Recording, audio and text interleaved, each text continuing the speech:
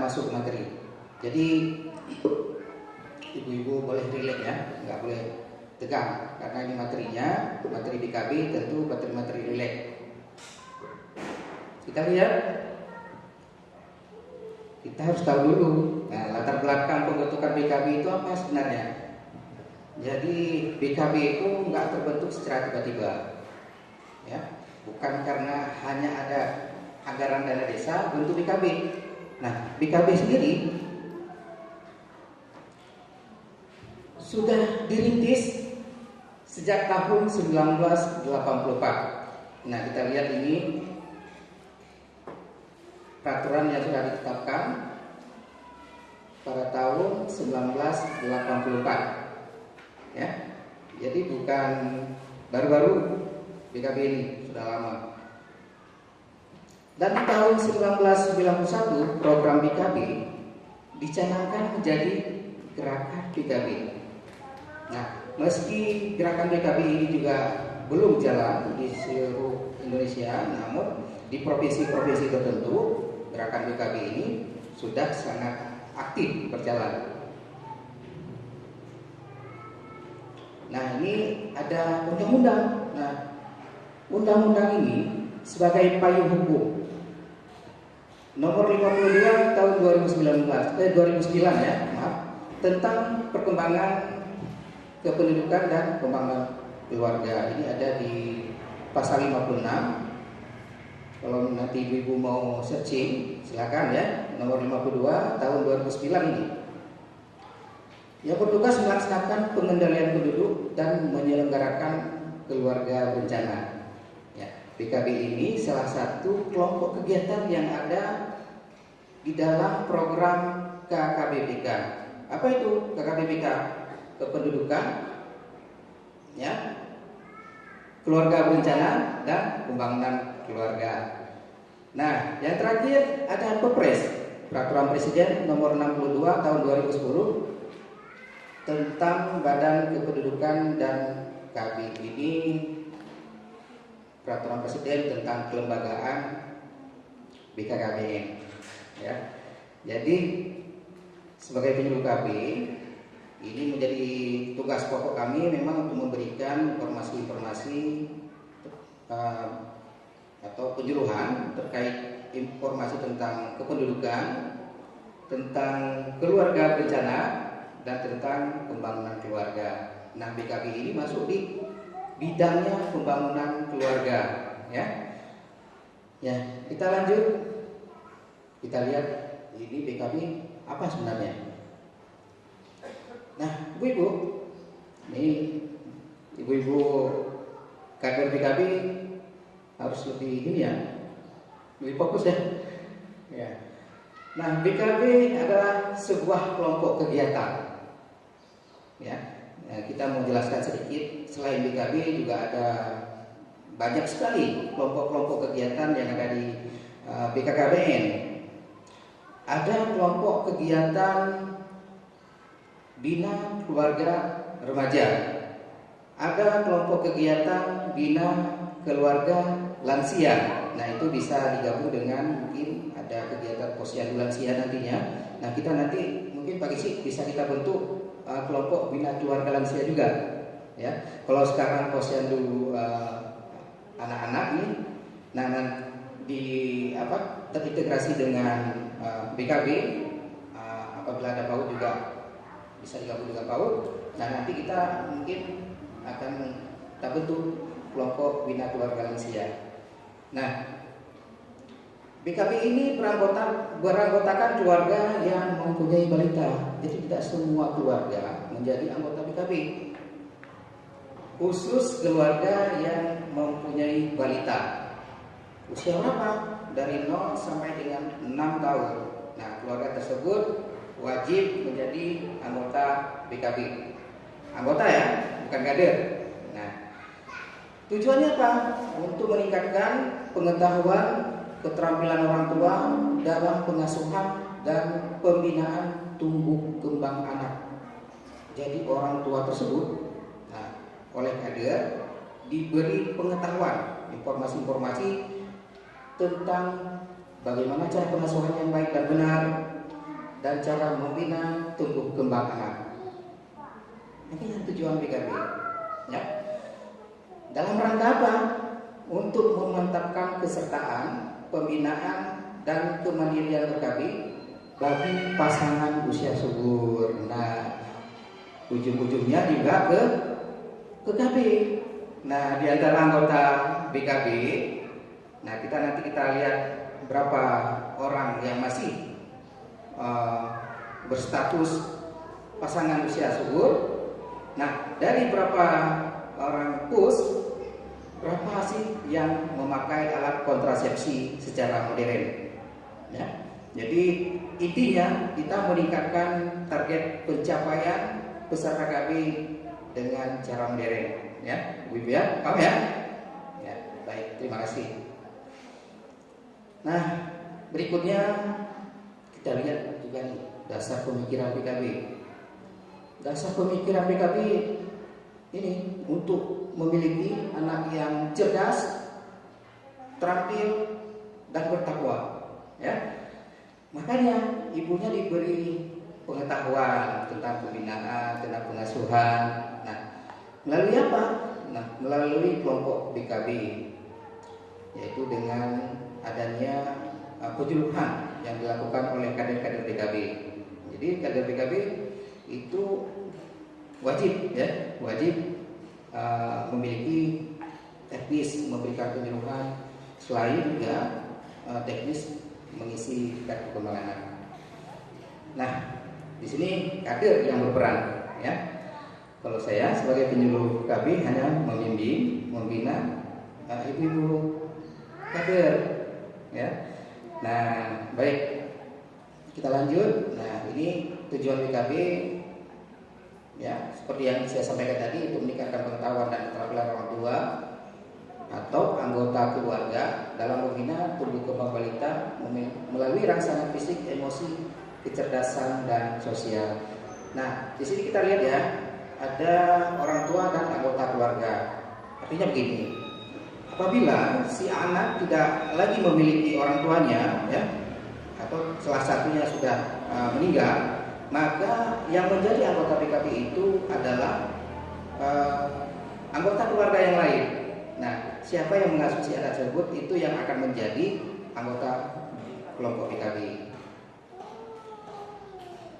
Nah, kita lanjut aja. Nah, konsep dasarnya ini, orang tua sebagai pendidik pertama dan utama, kemudian usia balita, masa yang pegang, pertumbuhan dan perkembangan yang optimal, serta dukungan yang diperlukan bagi tumbuh kembang balita. Ya, ada asah, asih, dan asuh. Nah, ini kita masuk ke, ya, teknik pengelolaannya. Ya, di sini ada kelompok PKB, ya. Di kelompok PKB itu ada dua yang menjadi pengelolanya, isi soal BKB-nya ada dua. Yang pertama kader. Nah, di sini kita kemarin di tahun 2018 sudah mencoba bentuk atau memilih kembali kader-kader itu sebanyak 6 orang. Kalau sebelumnya itu ada sampai dengan 21 orang kader. Jadi Gino hanya ada 6 orang, ya. Jadi sesuai dengan kelompok umur 101, 12 dan seterusnya itu sampai dengan 56. Jadi ada 6 orang kader PKB. Nah, kemudian ada peserta, ya. Jadi menyebutkan posyandu bukan kader aja yang hadir, tentu ada peserta. Siapa pesertanya? Anggota BKB. Siapa anggota BKB? Keluarga yang punya balita, ya, gitu ya. Nah, syarat untuk menjadi kader gimana syaratnya? Nah, kita lihat laki-laki atau perempuan. Nah, nanti kalau Pak Kesi pengen ada laki-laki di kader PKB, boleh-boleh saja. Ya kan? Jadi tidak tertutup kemungkinan laki-laki juga boleh menjadi kader PKB. Nah, tinggal di lokasi kegiatan. Nah, BNT dari kampung lain khusus kita sewa, ya, untuk jadi kader PKB di sini. Itu nggak boleh. Nah, kemudian harus bisa baca dan tulis. Nah, BNT kader nggak bisa baca, nggak bisa nulis. itu nggak boleh, itu nggak lulus syarat jadi kader. Kemudian sukarela. Nah, sukarela ini kan terkait dengan apa namanya jeri ya, jadi kader PKB ya, khususnya kader PKB ini kita menggerakkan pada kesukarelaan kita untuk jadi kader PKB. Jadi ketika memang desa ataupun nanti dinas tidak lagi menyediakan honor, nah kita juga wajib terus menjalankan program yang ada di desa dengan sukarela. Ya, lagian ya. Nah, kemudian dilatih. Kenapa harus dilatih seperti hari ini? Supaya kader-kader ini merasa percaya diri. Apa yang sudah diberikan informasi tentang pengelolaan PKB, tentang cara pengisian kartu KKA, mereka tidak akan merasa bingung lagi, sudah percaya diri. Oh, begini caranya. Nah, informasi yang disampaikan begini, ya. Jadi harus dilatih. Ini syarat utama.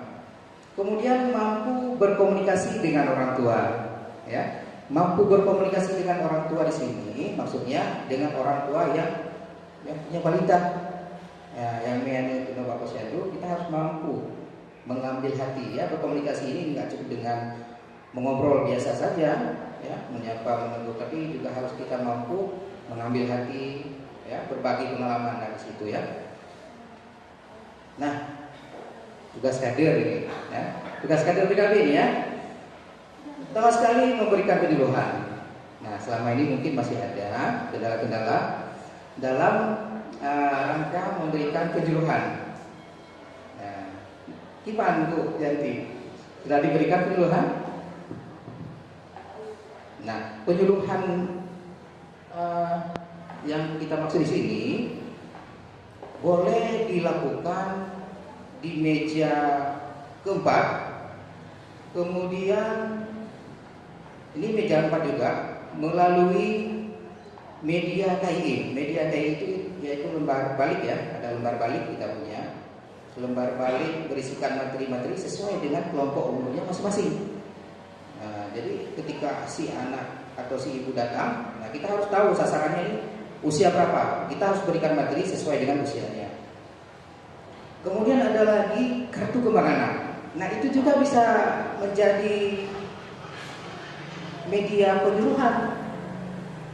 Di sisi sebelah kanan, di situ ada tulisan pesan-pesan yang harus disampaikan oleh si ibu atau yang harus dilakukan, ya, harus dilakukan si ibu ketika dia berada di rumah. Nah, kita tinggal mengingatkan saja dengan membacakan pesan tersebut supaya si ibu ketika nanti pulang ke rumah bisa melakukan sesuai dengan arahan kader, ya. Kemudian mengadakan pengamatan. Nah, kader juga harus mampu mengadakan pengamatan, baik itu di kegiatan posyandu ataupun di rumahnya anggota PKB. Kemudian ada kunjungan rumah. Ini juga harus dilakukan.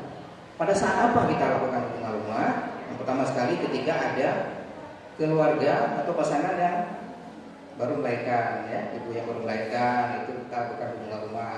Supaya apa? Kita berikan informasi, nanti kita ada kegiatan posyandu. Nah, kita motivasi mereka.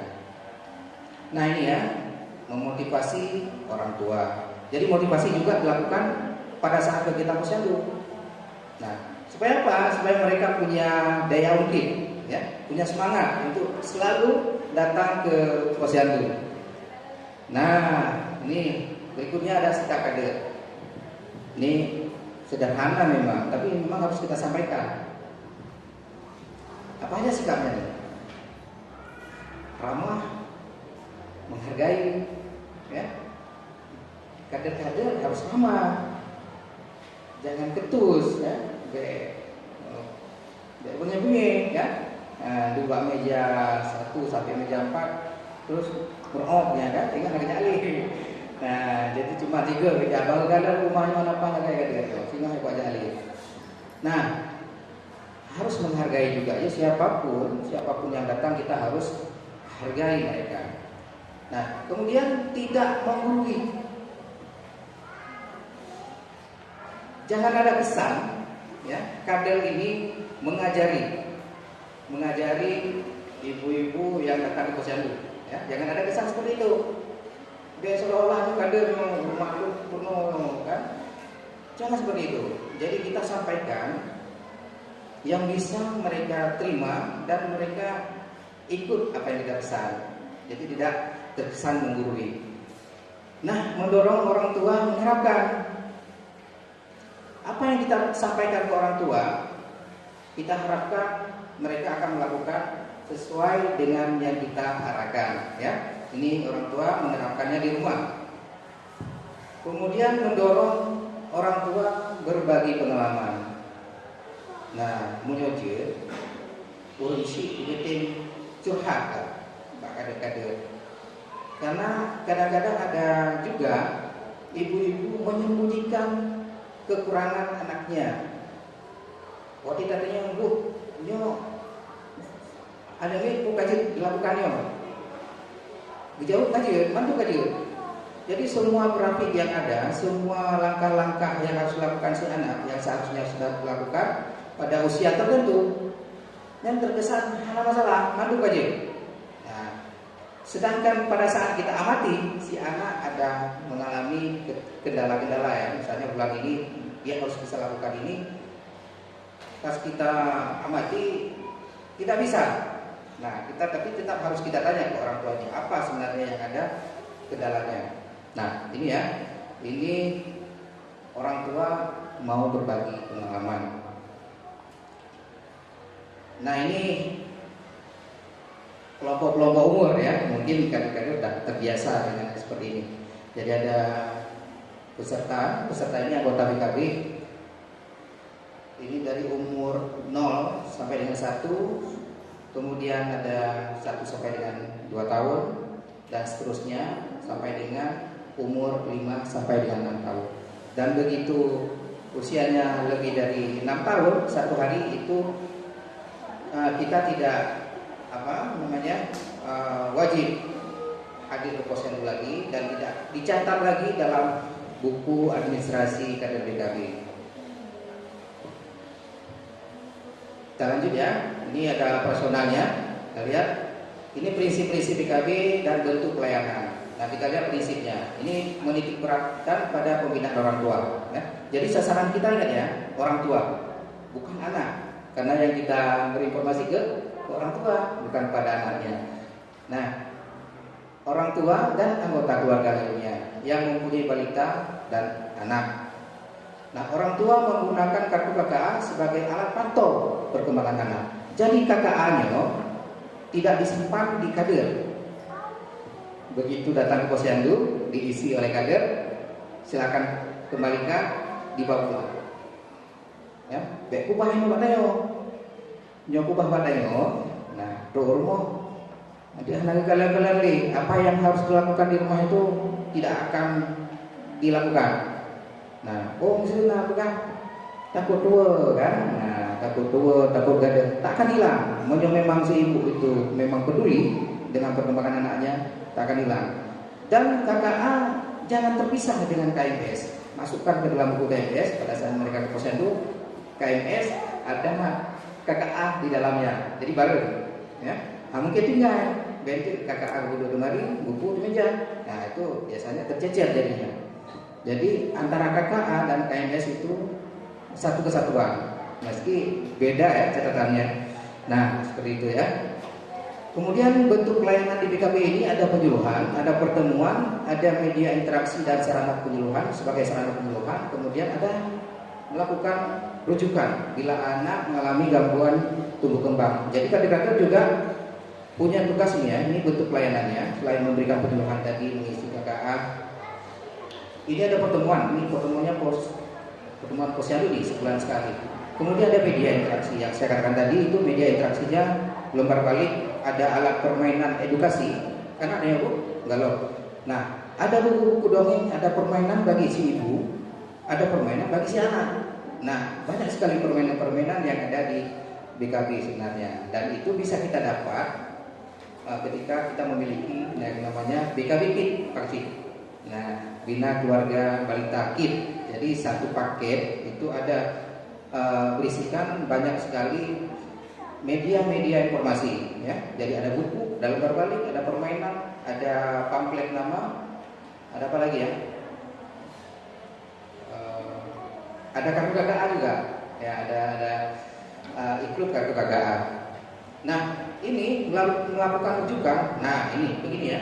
Ketika kita temukan dalam kasus-kasus tertentu, ini pada saat mengisi KKA ada anak-anak yang mengalami gangguan, keterlambatan.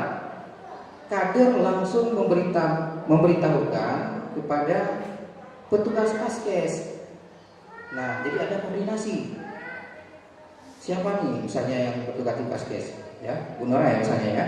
Nih, kasih tahu, ini ada anak yang sudah 3 bulan berturut-turut datang ke posyandu mengalami keterlambatan. Tiba nih, ku yang dicocok tindakan, ya. Jadi nggak cuma ngisi balik, sampai 3 bulan berikutnya belum bisa memegang benda. Mungkin ada kelemahan di otot. Nah, menangkap, jadi melalui kartu KKA-nya itu kita bisa pantau. Dan ini tugas kita semua, kader dengan petugas kesehatan juga, ya, Bu Yanti ya. Nah, seperti itu ya. Nah, di BKB juga ada kader inti, kader piket, dan kader itu ketika kita melakukan kegiatan-kegiatan yang bersifatnya massal. Nah, kalau di kegiatan posyandu cukup 5 orang saja atau 6 ya, 6 orang. Jadi itu bertugas di masing-masing meja. Nanti kita lihat nanti di meja 1 sampai dengan meja keempat ya, kalau kita kader BKB itu tugasnya apa aja. Nah, ini tugas kader inti, kader piket dan kader bantu. Kalau kader inti sebagai penyuluh, nah, misalnya Puronyo dapat kegiatan massal ya. Kita undang anggota BKB yang di Kampung Langasan sebanyak 50 orang. Kapal Pangandu, kita bagi ini 6 orang. Nyo 2 draw di penyuluhan, ya. Kemudian 2 draw yang non-menit, silakan jaga menit. Ya, kemudian kader bantu ini membantu kader piket dan kader inti. Jadi lengkaplah 6 orang, cukup efektif ya untuk kegiatan yang dimaksud. Kader piket apa tugasnya? Mengasuh anak ya. Nah, kader bantu ini membantu piket dan inti. Nah, kita lanjut. Ini ada pertemuan-pertemuan yang kita lakukan. Ini minimal 1 bulan 1 kali atau boleh 1 bulan itu 2 kali apabila memang anggota BKB-nya itu melebihi dari 50 orang. Misalnya di Desa Panti Gajah, Mas Des. Di Panti Gajah yang kebetulan belum kombinasi, ada 2 lokasi untuk posyandu. Nah, yang pertama di Balai Kuning, kemudian yang kedua di Balai Barat ya. Nah, itu di hari yang berbeda. Karena apa? Karena banyak sekali. Lamsiro mungkin lebih kurang 40 atau 50. Jadi munyo sapa 2 pohon mungkin lebih dari 1. Nah, jadi tidak terlayani semua dan tidak efektif memang. Nah, apalagi lagi masa pandemi seperti ini kan, nggak boleh kumpul-kumpul. Jadi memang di sana dari dulu memang dibuat 2 kali dalam 1 bulan posyandu. Kita lanjut ya. Nah, ini materi-materi penyuluhan yang kita bisa dapatkan di BKB itu nanti banyak sekali materinya, dan ini bisa kita sampaikan pada saat pertemuan-pertemuan, nggak mesti harus di posyandu aja. Nah, ini stratifikasinya. Jika kita lihat stratifikasi ini ada dasar, berkembang, dan paripurna. Karena kelompok kita masih sangat sederhana, ya, kita masih punya kader hanya 6. Sarana kita baru KKA, ya, tempat pertemuan juga terbatas. Nah, kita masuk ke stratifikasi dasar, ya. Dan apabila nanti memang sudah berkembang, kita mungkin akan naik ke stratifikasi berkembang, kemudian yang akhirnya ke paripurna. Nah, disinilah kalau paripurna alatnya sudah lengkap, ruangannya sudah sangat memadai, dan ada ketersediaan sarana lainnya. Nah, kita lihat ini kriterianya, ya, kriteria dasar, berkembang, dan paripurna. Saya lebih fokus ke kesertaan BKB-nya. Nah, kalau kita lihat di capaian KB, Pak Kecil, untuk anggota BKB itu masih di bawah 50%. Kita di Minahasa masih di bawah 50%. Jadi memang kriteria inilah yang sangat mendukung untuk kita katakan bahwa BKB kita masih klasifikasinya ini dasar. Ya, kita lihat yang lain juga media pendidikan belum ada juga, ya. Jadi kita belum kesini nih. Kalau berkembang sudah berapa nih? Antara 50 sampai dengan 75% kesertaan BKB-nya. Ya, ini cukup sulit memang. Sedangkan paripurna itu lebih dari 75%. Nah, ini agak lebih sulit lagi.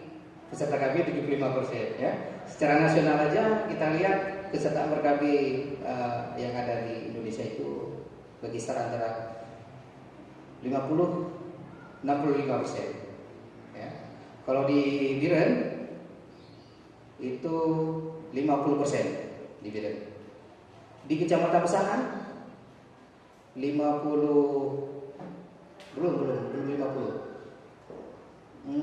47%. Jadi kebetulan saya rekap itu setiap bulan. Mulai dari tingkat kecamatan, tingkat kabupaten, itu menjadi tugas saya juga merekap kesertaan BKB yang ada di Kabupaten Biren. Nah, kita lanjut. Nah, ini paling penting. Nah, kalau bisa ini di copy. Ada Bu yang di copy ini kan? Ada kan? Ini harus di copy supaya untuk mengingatkan kita, ya. Nah, kita lihat ya. Model integrasi BKB dan PAUD di Posyandu. Nah, ketika kita bicara integrasi, ya, ibu-ibu kader Posyandu dan kader-kader lainnya, ya, nyo hari bicara, nyo kader BKB, nyo kader Posyandu. Tidak lagi, kita sudah terintegrasi, sudah satu kegiatan.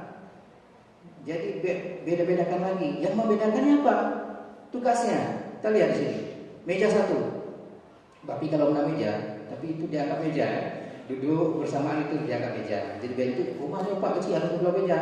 Mesti juga ya. Jadi anggap aja itu duduk bersamaan itu dianggap meja 1, meja 2 dan seterusnya. Nah, di meja 1 ini ada kader yang bertugas mendaftar. Munyo kader BKB tugas mana? Kader BKB. Nah, daftar apa? Di mana didaftar? Nih kan? Ini orang kader Posyandu, kader BKB, kader PAUD, apabila ada PAUD. Jadi Pak meja 1 yang tugas kader hana lainnya absen. Absen. Diana, coba sebutkan nih. Apa yang harus dilakukan di meja 1 oleh kader yang bertugas di meja 1? Itu apa yang harus diisi? Blanko apa? Blanko apa coba? Ya? Nama, pakai blanko apa? Blanko, ada blanko? Ya. Ada blankonya namanya apa?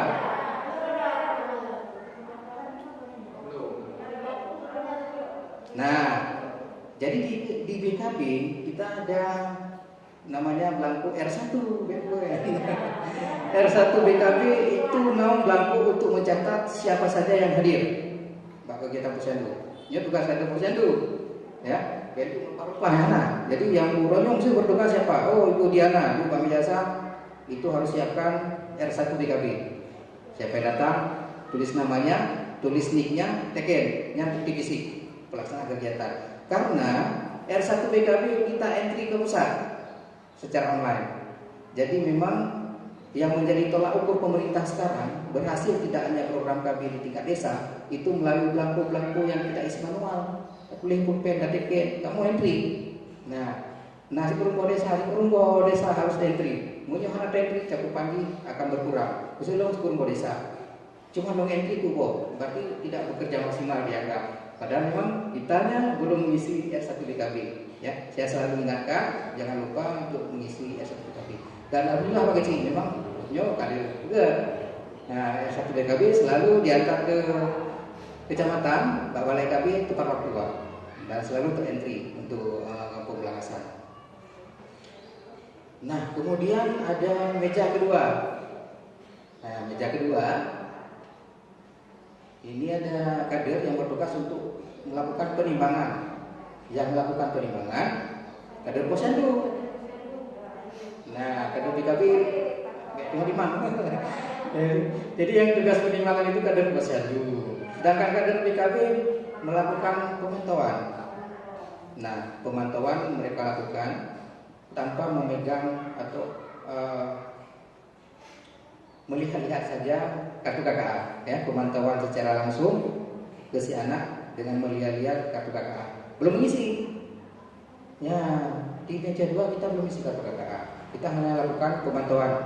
Yang limit 6 bilion ya, kita lakukan pemantauan. Sudah bisa melakukan apa si anak. Nah, ya, itu tugas kader di meja 2. Kemudian dari meja 2 si ibu ke meja 3 dan kader. Nah, ada kader posyandu juga nih melakukan pencatatan di kartu menuju sehat, ya, ya kan? Nah, kader posyandu anak kuroi kita juga ada kartu kembang anak namanya. Nah, di meja 3 ini siapapun yang duduk di meja 3 wajib tahu dan paham cara ngisi kartu KKA. Ya, umur aja salah kita isi kan, apalagi perkembangan lainnya. Nah, kemudian ada meja 4. Kader posyandu memberikan penyuluhan tentang kesehatan dan gizi. Nah, yang mana nih kader posyandu? Ini ya, yang berita. Nah, ini tugas kader posyandu memberikan penyuluhan. Kemudian ada ini masih kader posyandu ya, penimbangan balita dan penimbangan rumah. Nah, ada kader PKB-nya juga nih di meja keempat. Tugasnya apa? Memberikan penyuluhan juga tentang stimulasi perkembangan anak. Jadi penyuluhan stimulasi. Ketika kita bisa melakukan stimulasi di meja keempat, silakan lakukan.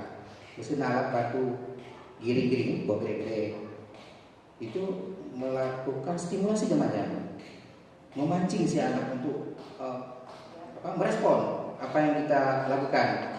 Nah, ini namanya menstimulasi. Kemudian kita lakukan, kita beri penyuluhan ke si ibu, maka diperlihat buku materi ya, lembar baliknya. Nah, kita lakukan penyuluhan tidak terlalu panjang lebar, 2 menit, ya, 3 menit cukup. Kenapa ya tadi informasi-informasi yang terlalu rumit, ya, karena memang sudah ada alat bantu, ya kita tinggal bacakan saja. Kader cukup membacakan saja. Jadi punya kader biasa, itu bacaan-bacaannya nggak apa ya bacain. Yang di sebelah depan itu ada gambar, di sebelah belakang kader cukup membaca saja. Jadi sederhana sekali informasinya. Nah, sebenarnya ini ada kelompok integrasi, ada kader PAUD juga di situ, ya. Kebetulan memang belum ada kader PAUD. Sekarang ini cukup dengan kader posyandu dan kader PKB. Ini dari meja 1 sampai dengan meja keempat ini melibatkan kader, keluarga atau masyarakat. Sedangkan di meja 5 kita lihat ini ada tugas dari provider, bisa dari puskesmas atau dari dinas, ya. Ini tugasnya pelayanan kesehatan. Ada pelayanan kesehatan oleh petugas kesehatan, ada imunisasi di sini, ada KIA ya, termasuk DDTK dan KB, pelayanan KB maksudnya. Jika memang ingin berkonsultasi tentang KB itu dapat melalui petugas kesehatan yang dari puskesmas atau dari dinas. Nah, ini ya, kita bisa baca sendiri ini tugasnya provider di meja 5. Ini ada penanggulangan gizi buruk, penanggulangan ISPA dan diare, kemudian ada konseling juga bagi pendidik PAUD, ya. Gimana pertanyaan Habib Rono? Tadi kan juga. Jika ada yang bertanya boleh ya Pak Keci ya, boleh nanti diskusi ya. Nah, jadi kalau kader-kader BKB Pak Yusnya gimana hukum ya, silakan ya, silakan, kita banyak sekali waktu untuk hari ini. Nah, kita lanjut sekarang apa lagi? Ini ya jadi apa ya? Sama aja nih tugas-tugas kader, tapi cuma memang semakin ke depan memang kader ini diwajibkan harus lebih paham, lebih skill. Jadi memang kader sudah menjadi duta bagi tumbuh kembang balita yang ada di desa. Nah, kader juga menjadi fasilitator di dalam dan di luar, khusus untuk kegiatan KKBPK yang ada di desa. Nah, ini melakukan rujukan, ada pelayanan juga. Nah, ini mekanisme operasional yang bisa kita simpulkan seperti ini, ya. Keluarga dan masyarakat ini ada BKB di sini. Tentunya ada kelompok, ada kader. Tugas kader ini memberikan penyuluhan. Apa aja penyuluhannya? Ini dia. Ada peran orang tua dalam pengasuhan. Kemudian ada materi tentang pertumbuhan dan perkembangan anak, ada materi tentang konsep diri, kemudian aspek-aspek perkembangan anak, dan yang terakhir media interaksi. Kemudian kader juga harus punya KKA dan KMS, maksudnya punya supaya nanti bagi keluarga yang belum memiliki KKA kan wajib tuh, ya. Ini tugas kader. Ini kader Posyandu di sini, kader BKB di sini. Kemudian melakukan kunjungan rumah dan rujukan. Nah, yang menjadi sasaran kita keluarga balita, ya, seperti yang kita jelaskan tadi. Apa yang harus dilakukan oleh keluarga balita sampai di rumah, ibu bapak Posyandu, ini yang harus dilakukan. Melaksanakan pola asuh yang baik dan benar. Kemudian menstimulasi tumbuh kembang, interaksi orang tua dan anak. Nah, harusnya interaksi antara anak dan orang tua. Kemudian memenuhi kebutuhan dasar. Kemudian pemeliharaan kesehatan anak. Kemudian memberikan perlindungan dan kasih sayang. Kemudian selalu memonitor KKA dan KMS. Jadi selalu harus ingat, ya, Bu, tolong nanti sampai di rumah tolong baca lagi KKA-nya, KMS-nya. Nah, jadi jika selalu diingatin, ya mudah-mudahan si ibu akan mencoba menerapkan. Nah, ini ya. Nah, ini keterpaduan. Jadi jalan Bukabuno antara BKB, Posyandu itu sudah terpadu. Ya, namanya juga Posyandu, pos pelayanan terpadu. Jadi nama keliling itu gerakan-gerakan yang termasuk pada misalnya gerakan kasar, gerakan halus, kemudian ada kecerdasan. Itu disingkat-singkat di kata-katanya. Nah, ini salah satu bentuk struktur. Nah, karena adanya Bu. Nah, alhamdulillah. Nah, di struktur ini ada ketua, sekretaris bendahara seperti struktur-struktur kelompok-kelompok yang lain. Ini kita kelompok umurnya sampai dengan kelompok 5 sampai 6 tahun, sedangkan ini enggak ada. Tapi bentuknya seperti ini. Ya. Punya kader Posyandu, nah struktur ada juga kan? Ada ya? Ada.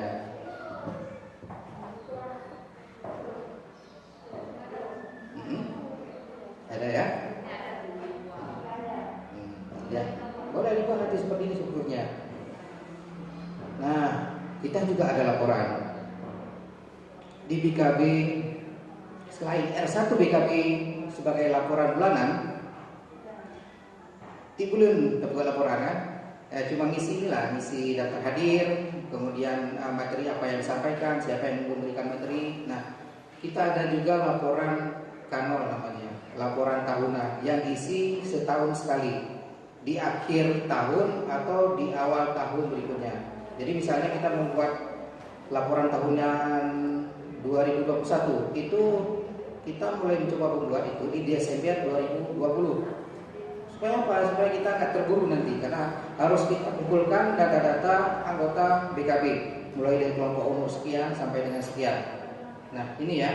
Dan laporan tahunan ini bisa kita lakukan update, pembaharuan, penambahan, pengurangan, ya. Munyona yang pertama silakan Pak Solo. Munyona yang berkurang barangkali nanti umurnya sudah melewati 6 tahun, tentu kita akan melakukan pengurangan.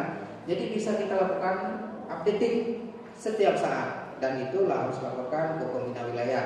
Nyoba, nah yang keluar itu di aplikasi kita juga lakukan pengurangan. Dan kanal ini diinput secara online di kecamatan.